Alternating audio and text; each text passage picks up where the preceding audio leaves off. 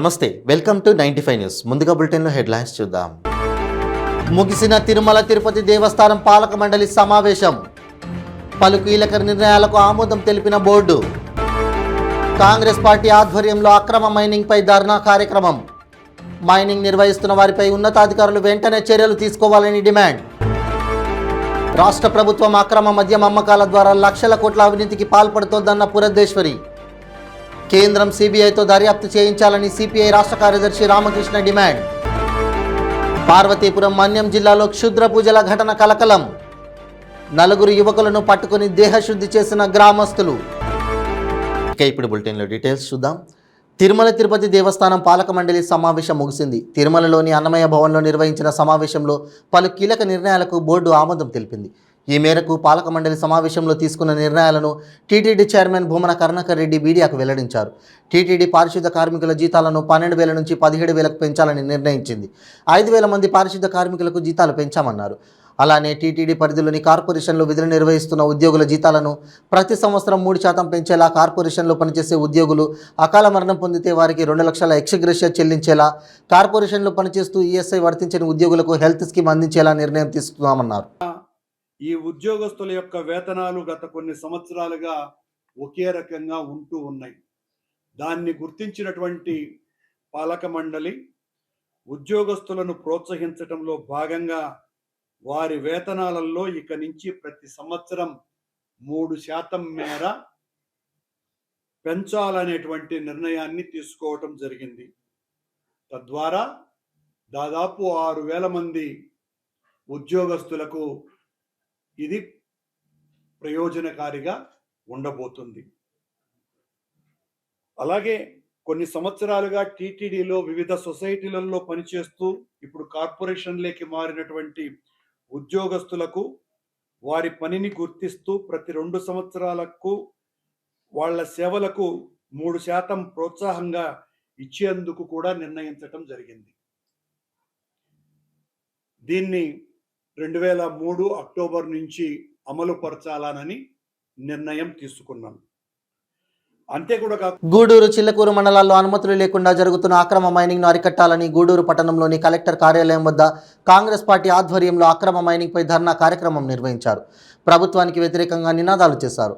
Congress party Venkatagiri incharge పంట శ్రీనివాసులరెడ్డి మాట్లాడుతూ గూడూరు నియోజకవర్గంలో అక్రమ మైనింగ్ విపరీతంగా జరుగుతోందని అధికారులకు తెలియజేసినా పట్టించుకోవడం లేదని అన్నారు. పేదల సాగు చేసుకుంటున్న వ్యవసాయ భూములను కూడా దౌర్జన్యంగా తీసుకుని సిలికా, గ్రావెల్, తెల్లరాయి మైనింగ్ నిర్వహిస్తున్నారని, వీటిపై ఉన్నతాధికారులు వెంటనే చర్యలు తీసుకోవాలని డిమాండ్ చేశారు. ఈ కార్యక్రమంలో పూల చంద్రశేఖర్, ప్రభాకర్ తదితరులు పాల్గొన్నారు. రాత్రి పగులు మైనింగ్ చేస్తూ ఉన్నటువంటి సందర్భం, కానీ అటవీ అధికారులు ఆ దిశగా ఎటువంటి చర్యలు చేపట్టకపోవడం దుర్మార్గం. అదేవిధంగా అటవీ భూముల్లో ఉన్నటువంటి వన్యప్రాణులన్నీ కూడా ఆ ప్రాంతాన్ని వదిలేసి బయట తిరుగుతూ ఉన్నాయి. అదే మాదిరిగా సెజ్ భూముల్లో అక్రమ మైనింగ్ చేస్తూ ఉంటే ఆ ప్రాంతంలో ఉన్నటువంటి తహసీల్దార్ ఆఫీసులకు వెళ్ళి వాళ్ళకి వినతిపత్రం ఇవ్వడం జరిగింది. మీరు తహసీల్దార్ గారు సెజ్ భూముల్లో అక్రమంగా మైనింగ్ చేస్తూ ఉన్నారు. కాంగ్రెస్ ప్రభుత్వ హయాంలో ఈ ప్రాంతంలో ఉన్నటువంటి యువకులకు ఉద్యోగ ఉపాధి కల్పన ధ్యేయంగా ఆనాడు రాష్ట్ర ప్రభుత్వం అక్రమ మద్యం అమ్మకాల ద్వారా లక్షల కోట్ల అవినీతికి పాల్పడుతోందని బీజేపీ రాష్ట్ర అధ్యక్షురాలు పురంధేశ్వరి ఇచ్చిన ఫిర్యాదుపై కేంద్రం సిబిఐతో దర్యాప్తు చేయించాలని సిపిఐ రాష్ట్ర కార్యదర్శి రామకృష్ణ డిమాండ్ చేశారు. కేంద్రంలో బీజేపీ, రాష్ట్రంలో వైసీపీ ఒక్కటే అనే అభిప్రాయం ప్రజల్లో ఉందని, అది నిజం కాదని నిరూపించుకోవడానికైనా దర్యాప్తు నిర్వహించాలన్నారు. లిక్కర్ దందా అంతా తాడేపల్లి ప్యాలెస్ నుంచే జరుగుతోందని రామకృష్ణ ఆరోపించారు. ఢిల్లీ లిక్కర్ స్కామ్ కేవలం 100 కోట్ల రూపాయలు. ఆ స్కామ్లో పలువురు మంత్రులు, ఎంపీలు కూడా నిందితులుగా చేరి వారికి బెయిల్ కూడా ఇంతవరకు లభించలేదన్నారు. అలాంటిది ఆంధ్రాలో లక్షల కోట్ల రూపాయల అవినీతి జరుగుతున్నా కేంద్రం పట్టించుకోకపోవడం దారుణమన్నారు. ప్రకాశం జిల్లా ఒంగోలు వచ్చిన ఆయన విలేకరులతో మాట్లాడారు. రానున్న ఎన్నికల్లో తెలుగుదేశం, జనసేన, వామపక్షాలు కలిసి పోటీ చేయాలని జనం అభిప్రాయపడుతున్నారని అన్నారు. బీజేపీ సహకారంతోనే చంద్రబాబును అరెస్ట్ చేశారని, జగన్ వ్యవస్థలను మెసేజ్ చేస్తున్నారని ఆరోపించారు.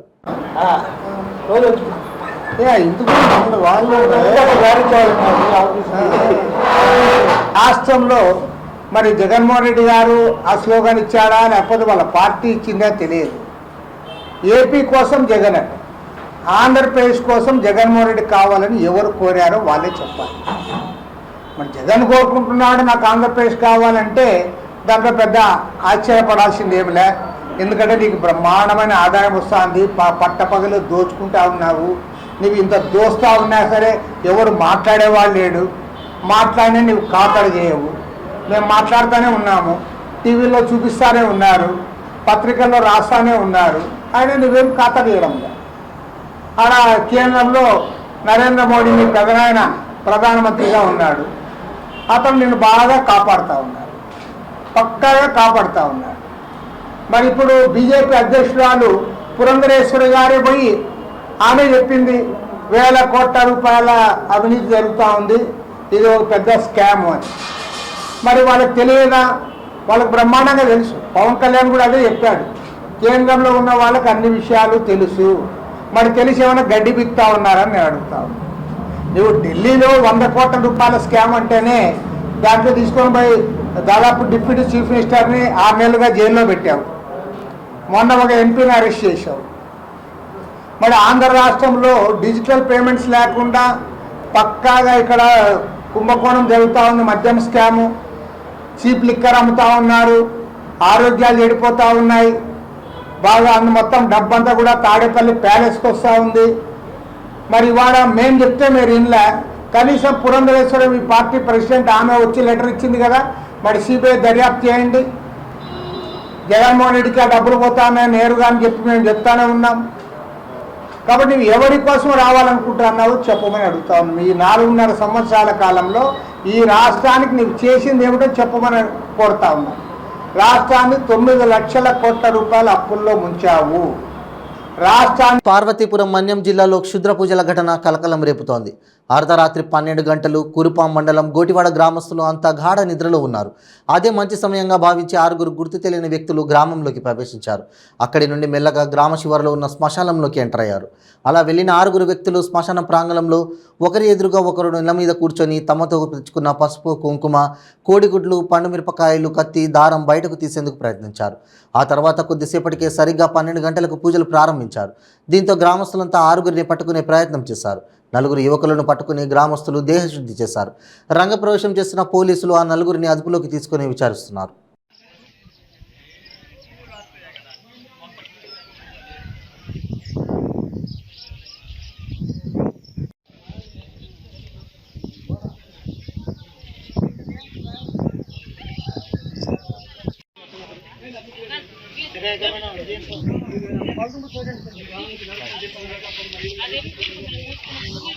తెలంగాణ రాష్ట్రంపై ఎన్నికల కోడ్ ప్రభావం పడింది. దీంతో పోలీసులు అప్రమత్తమయ్యారు. ఇందులో భాగంగా Bandlaguda police inspector shocker Ali వారి టీంతో కలిసి బండ్లగూడ పరిధిలో వాహనాల తనిఖీలు నిర్వహించారు.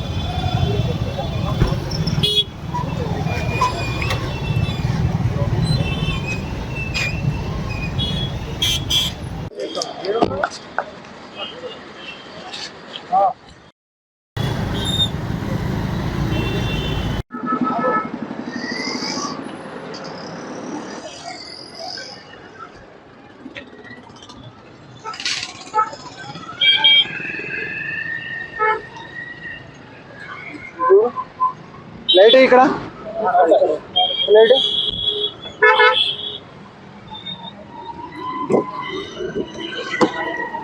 రమ్మను దిగ బ్యాగ్స్ ఉన్నాయా సరే బ్యాగ్ క్యారింగ్ బ్యాగ్స్ ఉన్నాయా ఇది తమ్ముడు డ్రైవర్ ఏడు అదే సరే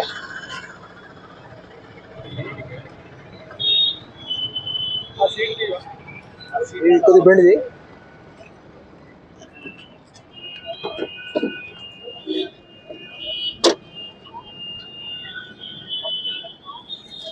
ముందు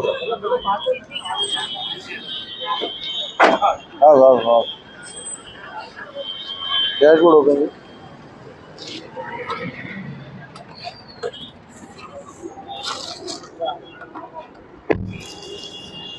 ఇది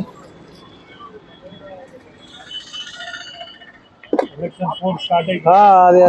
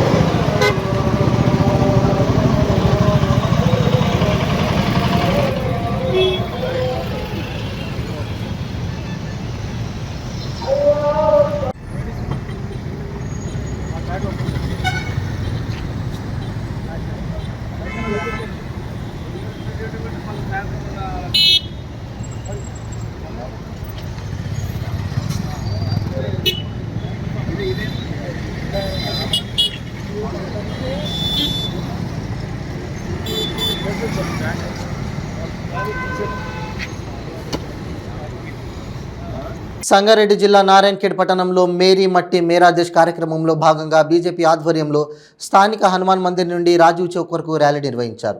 ఈ సందర్భంగా మాజీ ఎమ్మెల్యే విజయపాల్ రెడ్డి, తెలంగాణ అధికార ప్రతినిధి సంగప్ప మాట్లాడుతూ భారతదేశంలో భూమిని మట్టిని కాపాడడానికి కోసం వివిధ సైనికులు, సమరయోధులు ప్రాణత్యాగాలు చేయడం జరిగిందన్నారు. వారి త్యాగాలను తలుచుకుంటూ దేశ ప్రధాని నరేంద్ర మోడీ ఢిల్లీలో గొప్ప స్మారక స్థలాన్ని ఏర్పాటు చేయడం కోసం దేశంలోని అనేక ప్రదేశాల నుండి మట్టిని స్వీకరిస్తున్నారన్నారు. దీనిలో భాగంగానే నారాయణఖేడ్ నియోజకవర్గ చుట్టుపక్కల ప్రాంతాల నుండి సేకరించిన మట్టిని ర్యాలీగా తీసుకుని వచ్చి ఢిల్లీకి పంపించడం జరుగుతుందన్నారు.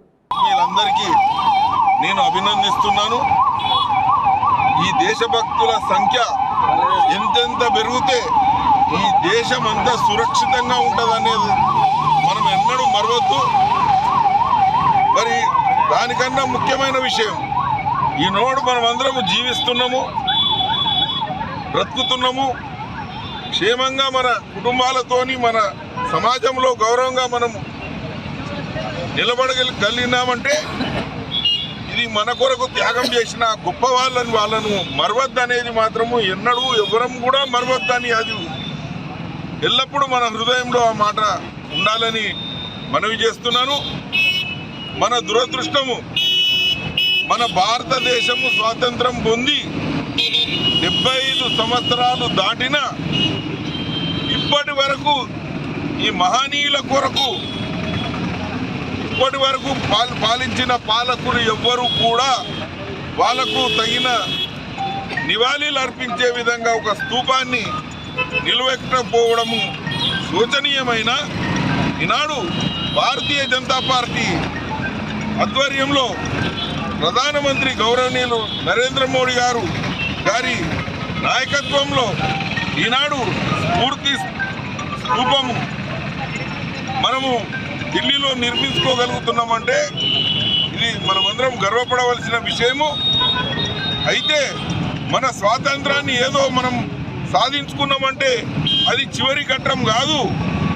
మనం అప్రమత్తంగా ఉండి ఈ స్వాతంత్రాన్ని కాపాడుకునడము అంతకన్నా గొప్ప విషయము. మనకు అందించిన ఆ జ్యోతిని, ఆ స్వాతంత్రాన్ని మనము ఆరకుండా కాపాడాలంటే ప్రజలందరూ దేశభక్తితో, అంకిత భావంతో ఈ దేశాన్ని కాపాడుకునే బాధ్యత ప్రతి ఒక్క పౌరుడి పైన ఉన్నది. మనమందరం ఆ బాధ్యతలు ఎన్నడూ వెనకాడొద్దని మీ అందరికీ విజ్ఞప్తి చేస్తూ, మరి ఇంత ఘనమైన సభ, ఘనమైన కార్యక్రమం నిర్వహించిన రజనీకాంత్ గారు కానీ మా ఆత్మీయులందరికీ నా హృదయపూర్వకంగా ధన్యవాదాలు తెలియజేస్తున్నాను. మా సోదరుడు సంగప్ప గారు చెప్పినట్టు ప్రతి ఊరు నుంచి, ప్రతి మండలం నుంచి ఈ భారతదేశం యొక్క భూభాగం మొత్తం నుండి మట్టి ఆ స్తూపానికి వాడడము, ఇది ఈ దేశము రానున్న ఈ భూమండలం ఉన్నంత కాలము ఈ దేశం అమరవీరులకు రుణపడి ఉన్నది. ఉంటుంది. మరియు వారు ఇచ్చిన ఈ స్వాతంత్రాన్ని మేము నిలబట్టుకుంటామనే సంకల్పంతో మనం ఈనాడు ఈ కార్యక్రమాన్ని ముగించి ఆ సంకల్పంతో మనం ముందుకు పోవాలని విజ్ఞప్తి చేస్తూ నాకు అవకాశం ఇచ్చిన నా ఆత్మీయులకు అందరికీ నా హృదయపూర్వక ధన్యవాదాలు తెలియజేస్తూ సెలవు తీసుకుంటాను. భారత రాష్ట్ర ట్రేడ్ యూనియన్ రాష్ట్ర అధ్యక్షుడు రాంబాబు యాదవ్ ఆధ్వర్యంలో కార్యకర్తలతో విలేకరుల సమావేశం నిర్వహించారు. ఈ కార్యక్రమంలో రాంబాబు మాట్లాడుతూ ఆశా వర్కర్లు కేంద్ర ప్రభుత్వ పథకంలో భాగంగా పనిచేస్తున్న వారికి చెల్లించవలసిన గౌరవ వేతనాల్లో అత్యధికంగా రాష్ట్ర ప్రభుత్వమే భరిస్తుందని అన్నారు. సెప్టెంబర్ 25 నుండి రాష్ట్ర వ్యాప్తంగా ఆశా వర్కర్లతో సిఐటియు ఆధ్వర్యంలో చేస్తున్న సమ్మెల వెనుకాల రాజకీయ అవసరాలు మరియు వ్యక్తిగత ప్రయోజనాలు ఉన్నాయని, రాష్ట్రంలో సుమారు 28,000 ఆశా వర్కర్లు ఉంటే సిఐటియు వెనకాల 3,000 మంది మాత్రమే ఉన్నారని అన్నారు. ఈ సమ్మెకు తెలంగాణ గ్రామీణ ఆరోగ్య కార్యకర్తల సంఘానికి ఎలాంటి సంబంధాలు లేవని ఆయన వ్యాఖ్యానించారు. తెలంగాణ గ్రామీణ ఆరోగ్య కార్యకర్తల సంఘాల అధ్యక్షురాలు రావుల సంతోష మాట్లాడుతూ కేంద్ర ప్రభుత్వ పథకంలో ఆశా వర్కర్ల స్కీమ్లో మాకు చెల్లించే రూపాయలు 9,900 అన్నారు. కానీ కేంద్రం ప్రభుత్వం మాకు ఇస్తున్నది కేవలం 1,800 రూపాయలు మాత్రమే అని అన్నారు. సీఎం కేసీఆర్ ఆశా వర్కర్ల పట్ల సానుకూలంగా స్పందించి రాష్ట్ర ప్రభుత్వ ఉద్యోగులకు వర్తించే పీఆర్సీని ఎంతో సాహసోపేతంగా అమలు చేస్తున్నారన్నారు. రానున్న ఎన్నికల్లో ఆశా వర్కర్స్ బీఆర్ఎస్ ప్రభుత్వానికి అండగా ఉంటామని తెలిపారు.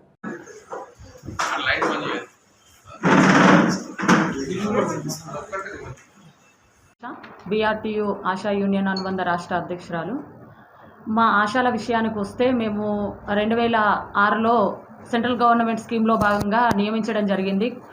అప్పటి నుండి తెలంగాణ రాష్ట్రం ఏర్పడే వరకు కూడా మాకు చాలని పారితోషికాలు, ఆ పారితోషికాలతో కుటుంబాలు గడవక చాలామంది 32,000 మంది ఆశా కార్యకర్తలు రాష్ట్ర వ్యాప్తంగా నియమించినప్పుడు 32,000 మంది ఆశా కార్యకర్తలు ఉండడము, అదే తెలంగాణ రాష్ట్రం ఏర్పడినప్పుడు ఇప్పటి వరకు 28,162 మంది మాత్రమే ఆశాలు విధులలో ఉండడము. దానికి నిదర్శనము చాలని పారితోషికాలు.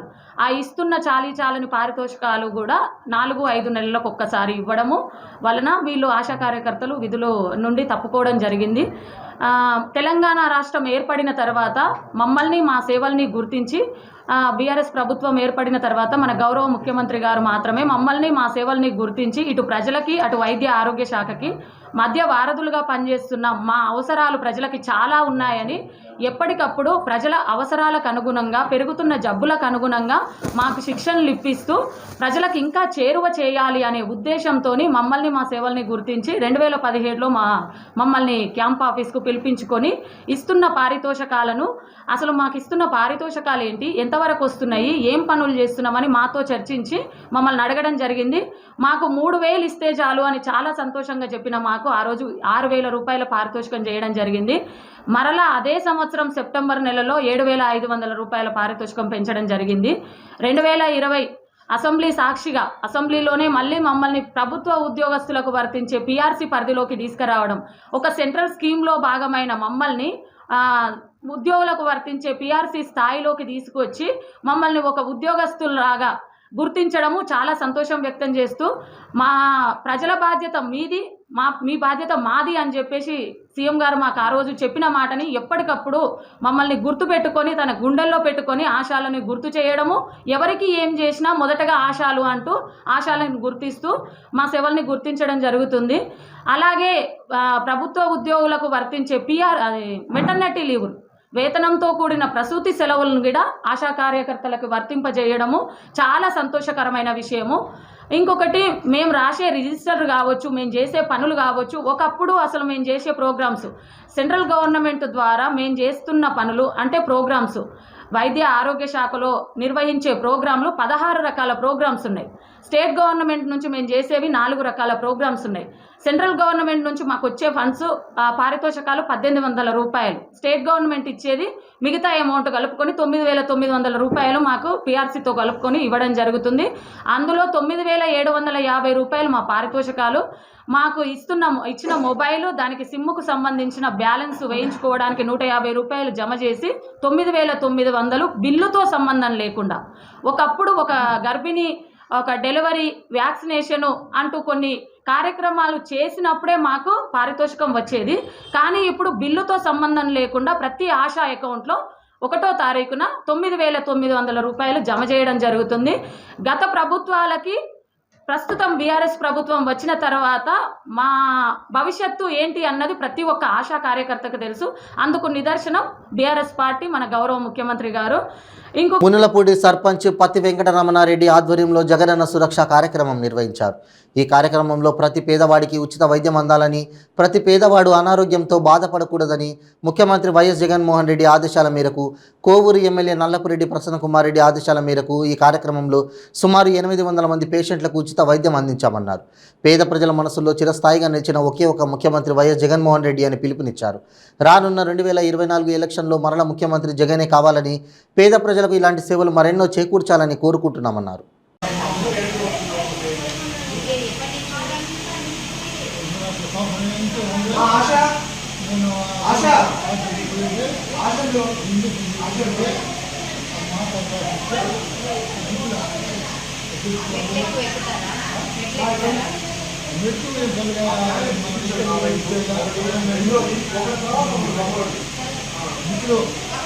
ఆసుపత్రిలో కూడా ఎక్కడ 2 మాసాలు చూస్తే అది మందులు పోయి ఉంది.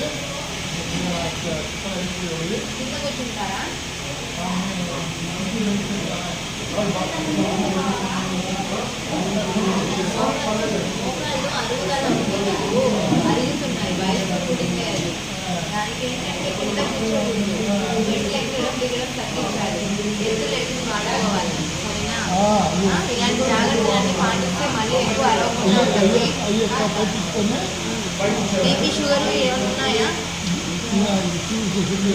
మీకు? మామూలుగా బీపీ షుగర్ ఏమైనా ఉన్నాయా? బీపీ నార్మల్గా ఉంటే 30, 150 ఉంటే 15 రోజుల చేసుకుంటే సుమారు తెలుసుకోగా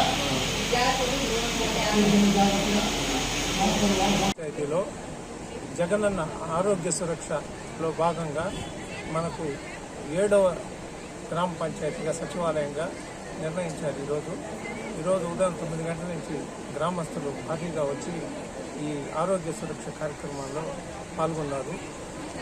ప్రభుత్వం అకుంఠిత దీక్ష పట్టుదలతో ప్రతి ఒక్కడు తనవాడు ప్రతి ప్రజల్ని తనగా సొంతం చేసుకొని తన అన్నదమ్ముళ్ళు అక్కచెల్లిలాగా ప్రభుత్వం భావించి వాళ్ళందరికీ ఆరోగ్యం బాగుండాలని, వాళ్ళ ఇంటిల్లిపాది ఆరోగ్యాంధ్రప్రదేశ్ జరగాలని కోరుకున్న కోరికలో భాగంగా ముఖ్యమంత్రి గారు వైఎస్ జగన్మోహన్ రెడ్డి గారు మనం ఈ మండలంలో వైద్య సిబ్బంది, అదేవిధంగా గ్రామ సర్పంచ్ పత్తి వెంకటరమణారెడ్డి గారు, అదేవిధంగా స్థానిక నాయకులు అందరితో ఒక టీమ్గా ఏర్పడి అందరినీ రెడ్డిపాడెం, అదేవిధంగా మునులపూడి ఈ ఫ్యామిలీలు మొత్తాన్ని గ్రామస్తులకి ఆరోగ్య సురక్షలో భాగంగా వైద్య సదుపాయాలు 14 రకాలు వాళ్ళకి ఇక్కడ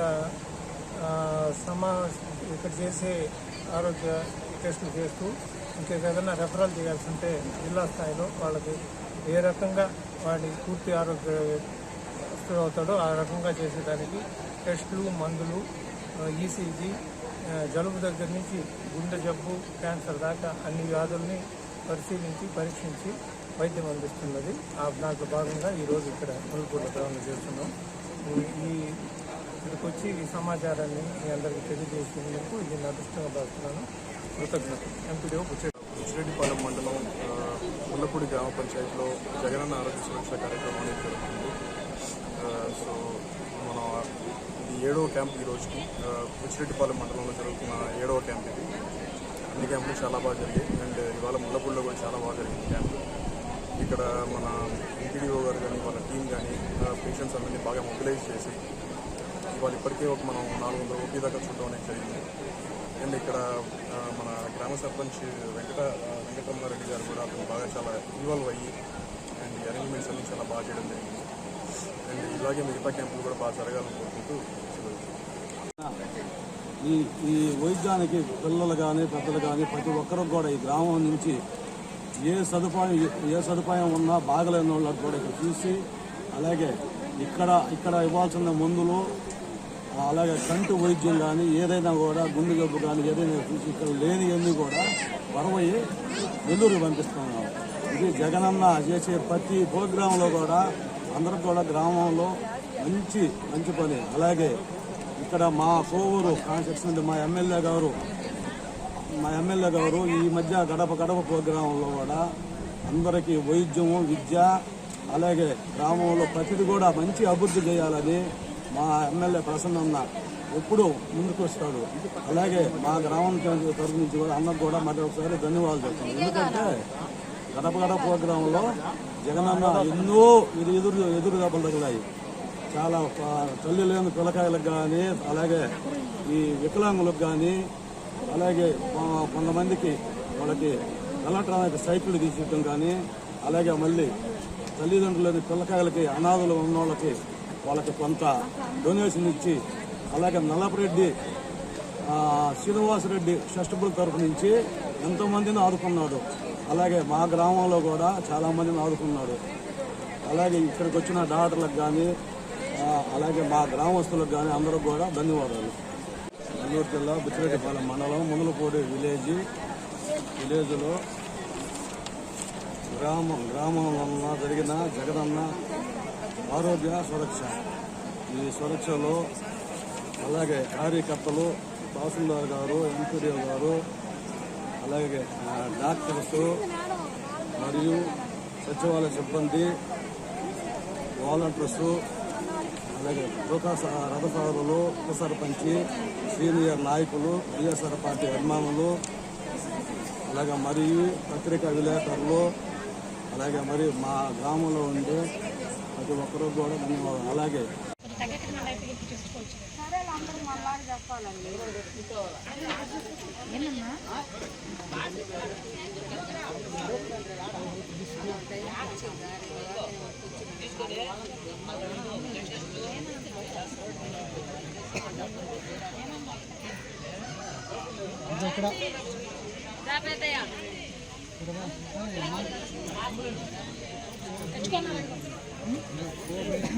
సంగారెడ్డి జిల్లా పటంచెరు మండలం చిట్కుల్ గ్రామంలోని తన ఎన్ఎంఆర్ యువసేన కార్యాలయంలో నీలం మధు ముదిరాజ్ మీడియా సమావేశం ఏర్పాటు చేశారు.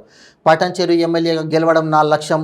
ఎవరు టికెట్ ఇవ్వకపోయినా పర్వాలేదు, పటంచెరు నుండి ఇండిపెండెంట్గానైనా ఎమ్మెల్యేగా పోటీ చేస్తానని నీలం మధు ముదిరాజ్ తెలిపారు.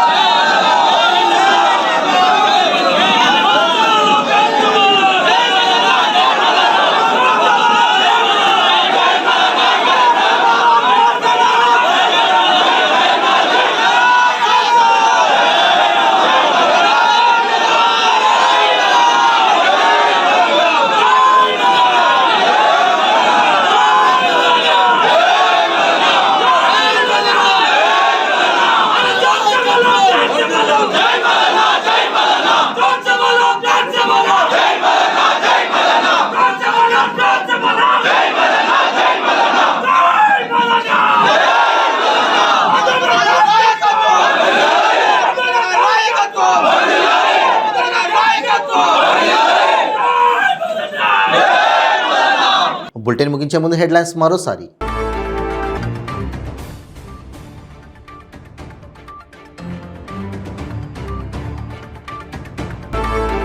కాంగ్రెస్ పార్టీ ఆధ్వర్యంలో అక్రమ మైనింగ్పై ధర్నా కార్యక్రమం. మైనింగ్ నిర్వహిస్తున్న వారిపై ఉన్నతాధికారులు వెంటనే చర్యలు తీసుకోవాలని డిమాండ్. రాష్ట్ర ప్రభుత్వం అక్రమ మద్యం అమ్మకాల ద్వారా లక్షల కోట్ల అవినీతికి పాల్పడుతోందన్న పురంధేశ్వరి. కేంద్రం సిబిఐతో దర్యాప్తు చేయించాలని సిపిఐ రాష్ట్ర కార్యదర్శి రామకృష్ణ డిమాండ్. పార్వతీపురం మన్యం జిల్లాలో క్షుద్ర పూజల ఘటన కలకలం. 4 యువకులను పట్టుకుని దేహశుద్ధి చేసిన గ్రామస్తులు. ఇవి బులెటిన్ అప్డేట్స్. మరిన్ని అప్డేట్స్ కోసం చూస్తూనే ఉండండి 95 న్యూస్. ప్రతిక్షణం ప్రజాక్షేమం కోసం. నమస్తే.